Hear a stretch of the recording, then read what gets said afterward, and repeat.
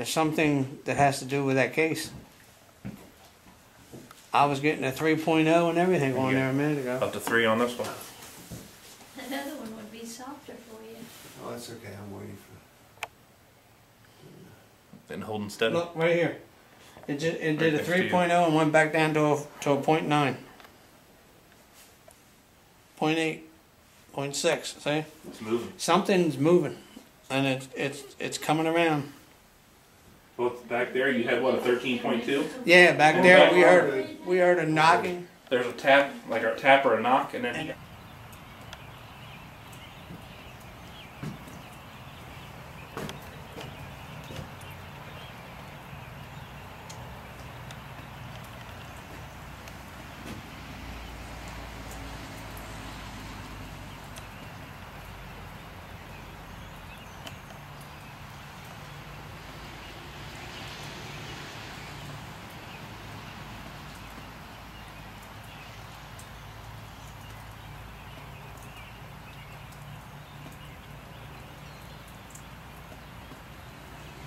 I'm Rosalie. Hi, Rosalie. Walls. And your position here is? I'm the corresponding secretary, the rental chairperson, the docent, you name it. Jack of all trades. So you do everything. Just about. Awesome. Sounds a little bit like my case manager. Oh, She really? she does everything too. Is that right? Yeah, she's very nice to us because she's on camera tonight. Oh, okay. She's doing the filming as we speak. She's got the big job then. She's got the big jobs. So you mind having a seat? No. Okay, fine. No mind at all. And welcome to the Marble Carriage Museum. All right. All right. It's a wonderful place. I see you have it all, different odds and ends, various people throughout the years that have donated here. This place goes on and on and on. Yes, it does. You're just walking into one building here, and we have several different rooms that hold several different things here. And Mr. Marble was one of those that loved horses, and he loved history, and Could you tell us a little bit about him? Well, Mr. Nutter Marble, he was the one that brought all these buildings in here. Okay. From different locations in Sussex County. Of course, I guess one of them was from Kent County. The gas station, for instance, was moved here from Kent County. But we're so glad that he was able to preserve this for us, and we enjoy showing it off. We just accept donations. We don't charge a regular fee to tour or So anything. what year did Mr. Marble start this thing? Did he start collecting? I don't know. You've asked me something now that I really don't know. Okay. Because I'm not just sure, but I know a lot of. I would say in the 70s though, because he started moving stuff in. In fact, this building that we're in right now, the first room that you came in, that was a freight station. Okay. And the next room that we're going to be going in, that was a freight station also. Okay. Now, there's a portion of this building that belonged to a Mrs. Jenny Lynch. And that portion, which is in that room next, adjacent to this one, that was a little house, two-story house, up closer to the circle. And right now this whole complex is at 510 South Bedford Street. And that's where a lot of things have been, well, that Lynch property, or that Lynch house was moved here to, from up closer to the circle. Also, we have a church here, and that church was moved from over near Laurel. Yeah. That was the original Epworth Church. There are so many places here to investigate that we can't do this all in one night, obviously. No. This is the first night that we're here. We're going to be doing this building here. This is your largest building? Yes, this is called the Lynch Building. The Lynch Building, okay. And I believe the Lynch came from, because a portion of it was Miss Jenny Lynch's. Right, which would make sense. Right. Now the freight stations, the two rooms on the end, they were freight stations. they were from Lower Sussex here. I believe one was from Dagsborough and one from, I forget the other one, whether it's Selbyville or, but lower, you know, about 15 miles from Georgetown. Wow.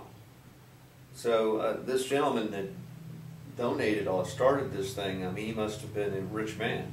Well, if he was, you really didn't know that, because he certainly didn't brag about it or anything. He just seemed like a regular person like you and I, and he was a very generous man in the fact that he would let you come here and have an event like a wedding or something. Gotcha. A wedding reception. And, Gotcha. and he might just say, oh, give me $100 or Whatever. give me whatever you feel like. You know, he didn't have a set rate or anything like that.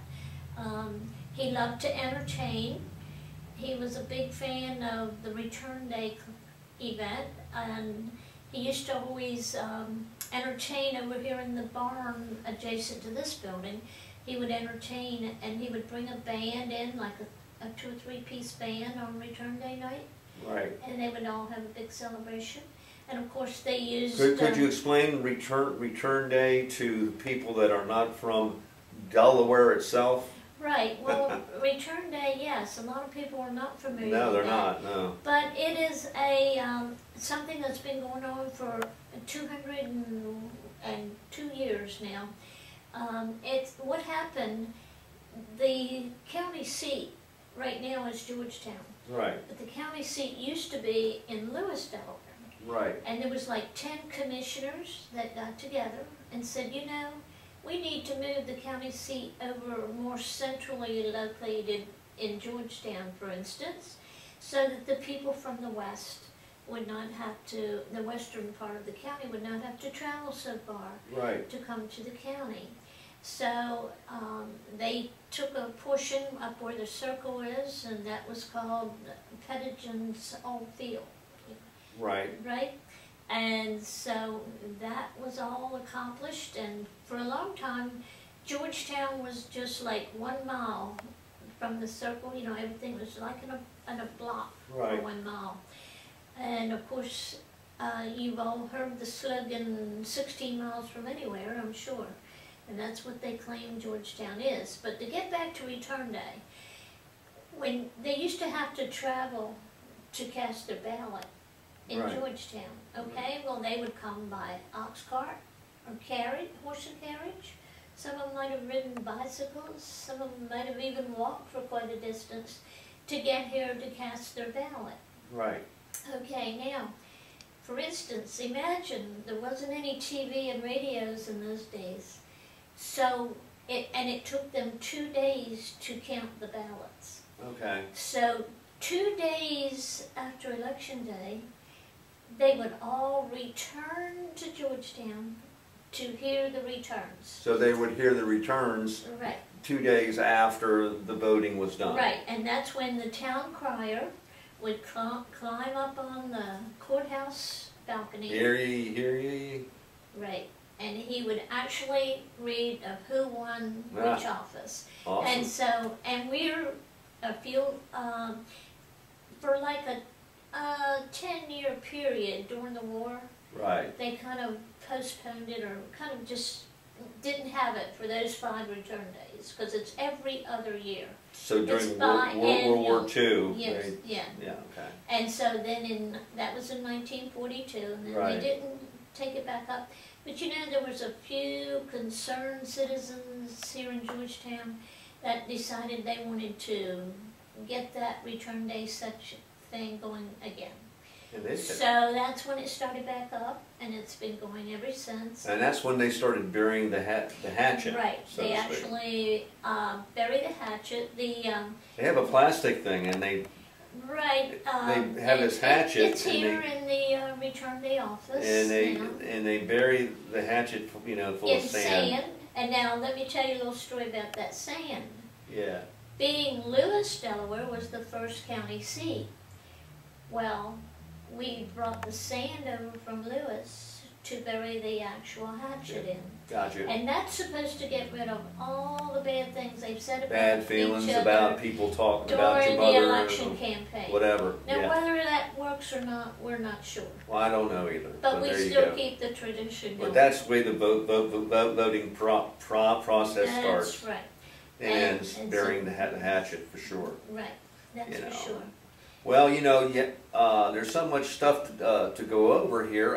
And now let's talk about spiritual things. Let's talk about ghosts and things that go bump in the night here.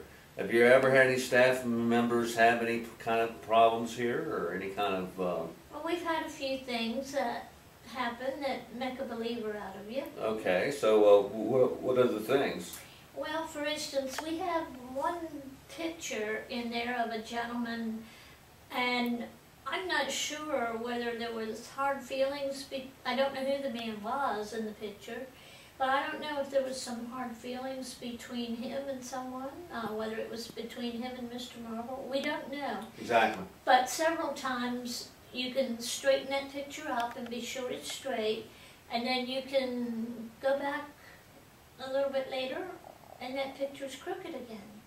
Now, I had one lady tell me that it was the wind blowing, but there was no windows open, and so kind of makes you wonder why that got crooked in such a short time. Okay. That was one thing.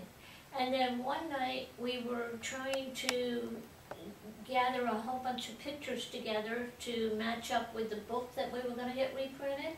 We were Right. going to do the second printing. And so there was 3 of us in the next room, and we were sorting through a big box of pictures, and as we were pulling them out, we were matching them with the ones in the book. Well, the other 2 that were here with me, this happened to me, the other 2 that were here with me, one of them was sick, and so he said, I've got to leave and go home and get some aspirin or something, because I've just got this terrible head cold. So he left. The other lady, she stayed another maybe half hour, and she said, look, I've had all the fun and games I need tonight. I'm going to leave you here. So I was still here by myself. Didn't leave any lights on out in these other rooms, but I'm still there going through the pictures, because I knew we were up against this deadline to get this done. Right. And a few minutes after they left, I heard this whistle. It was a distinct A whistle? It was a whistle, yes. And I just thought it was the man coming back. So I said, oh, Jim, I thought you felt so bad. I didn't think you would be coming back. Well, no one answered me. And so I got up out of my chair, and I came and I went to the front door and I looked out. There was no vehicles here. I went in another room, switched the lights on, no one in there.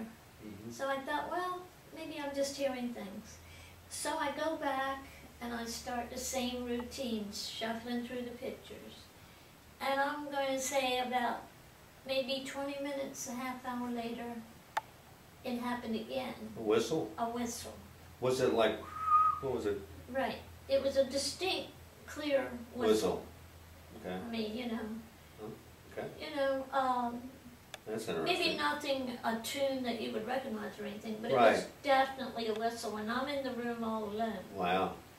And I don't whistle that well, so I know I just didn't do it myself. No, you would know if you did it yourself. And so that's when I decided, well, you know, it doesn't seem like anyone's come back, and so maybe I'm disturbing you tonight or something, and maybe I just better pack up and leave myself.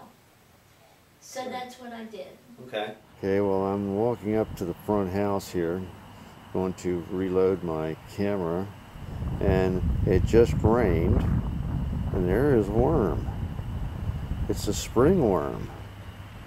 A worm is actually out.